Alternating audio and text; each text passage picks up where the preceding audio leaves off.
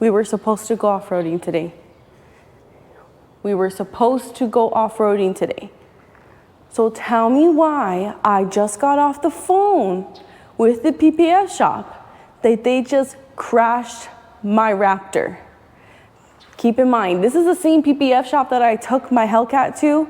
So obviously I went with them to fully wrap my Raptor in PPF, and there was a few bubbles on it. So I took it in on Wednesday so they can get the bubbles fixed.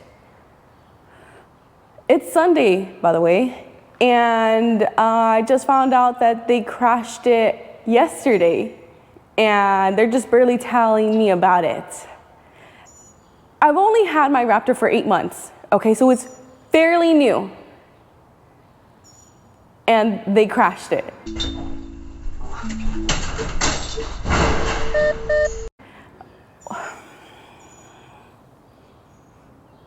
What the owner is telling me is that the employee was closing up for the day and was parking my Raptor inside their shop. Somehow, as he was getting out of the Raptor, it rolled back, pinched his arm. I don't know what. I really don't know what he pinched his arm with, because the Raptor has a few safety features where it will automatically go into park once the door opens. And the owner is telling me that his arm is severely damaged and they had to take him to the ER.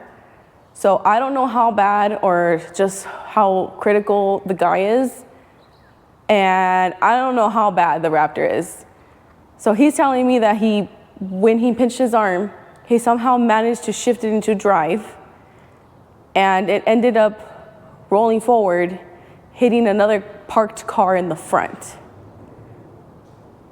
So to me, a few things aren't adding up. The owner said that he wasn't there to witness it, so he also doesn't know exactly how this could have happened. And nobody's there at the shop right now for them to show me my Raptor. So now I'm a sitting duck because I need to wait so that way I can see how bad the Raptor is. So that's how I'm starting my Sunday. And we're back. It's not looking good. It is not looking good. Now, I did record some footage on my phone. It's not gonna be the best footage. It's shaky. I just didn't want to make it more awkward with a camera in front of people's faces. But here's the first look of my Raptor.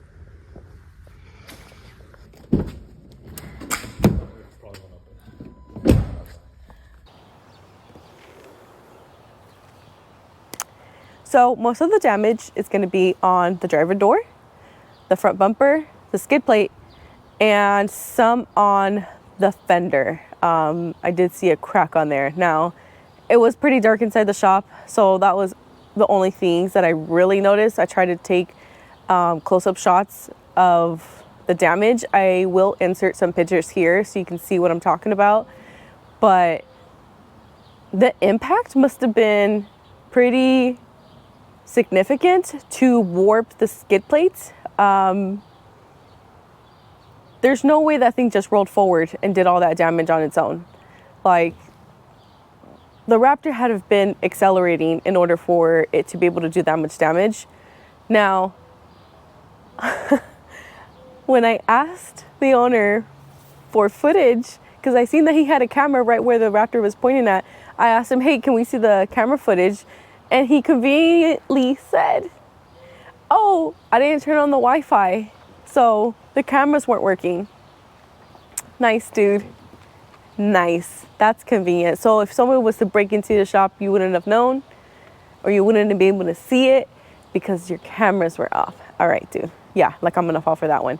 Now, luckily, I did install a dash cam on my Raptor that has continuous recording.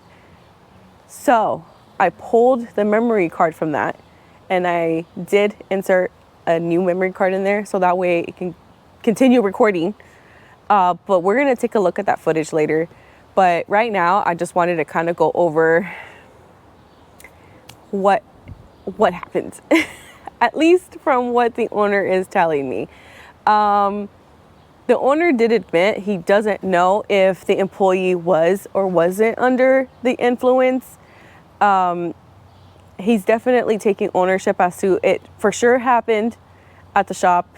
Obviously, it is their fault on their end, because how is it going to be mine if I wasn't even there?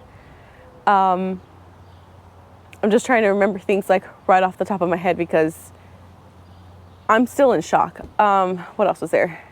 Oh, get this. Okay, get this. I think my favorite part of it all was the fact that he said he's had it since Wednesday, right? So that was Wednesday night, Thursday, Friday, Saturday, right? And Saturday's when the incident happened, and they were already putting it away. So he had it basically, let's be generous and say 3 days, okay? I dropped it off on Wednesday night, so let's just say 3 days.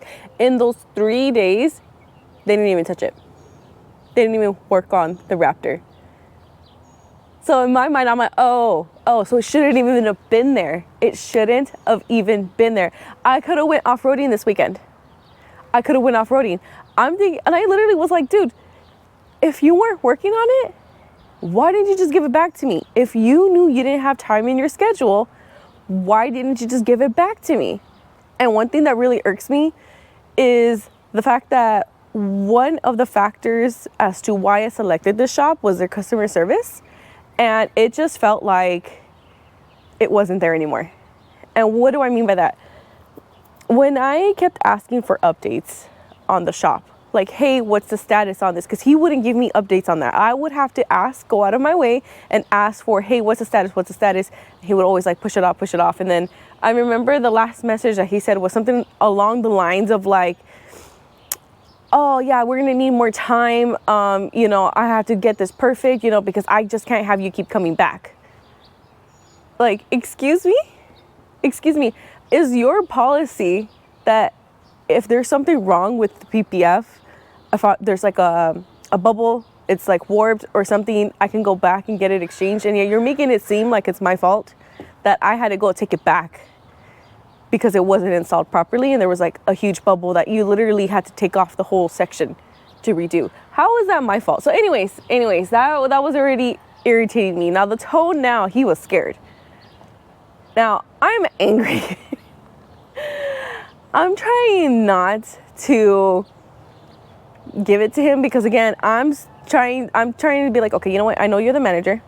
The employee is not here. I need to get the employee side of the story. I understand you're the manager and you're at fault, but at the same time, you gotta understand where I'm coming from. By the way, I just went through a similar situation with my Camry with a Toyota dealership. Recap of what happened with that was that they were done doing the maintenance on it. They were driving it out of the service department, but they turned too quickly coming out, and they ended up like hooking the front bumper just a little bit on the corner. So they cracked that, and so that had to be a whole ordeal to get that fixed. They only wanted to fix half of the bumper, and obviously the other half of the bumper was chipped and had 5-year-old paint versus the one that just got brand new paint on it, so it looks hideous.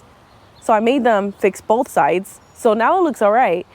But that literally happened a month ago, and now this has happened to my Raptor. Like, and I told him that, and I said, you gotta understand, I'm already pissed off from that. Okay? So now imagine hearing this from me right now. Like, put yourself into my shoes right now, because this is not looking good right now.